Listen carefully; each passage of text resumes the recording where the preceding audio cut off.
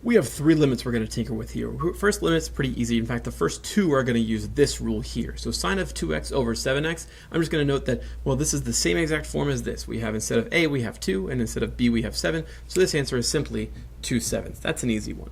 This one looks a little bit harder, but the trick is cosecant is better known as 1 over sine. So by rewriting this, we can flip that cosecant to the top, calling it sine of 5x over 2x. This is still a limit as x goes to 0, and yet it's that same exact form, 5 over 2, where we have a over b, so this limit is 5/2.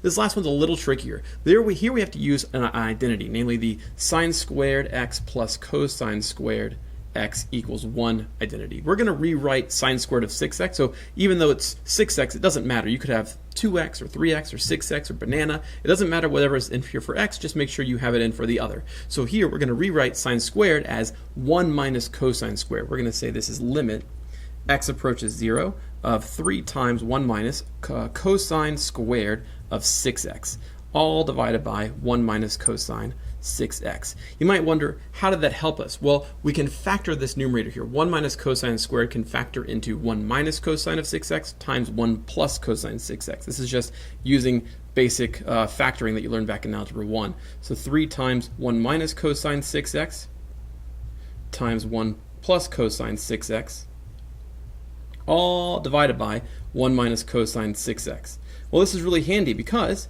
these 1 minus cosine 6x's cancel. The one here and the one here, these are now gone. And now I just have to plug in 0 to this limit expression with 3 times 1 plus cosine 6x.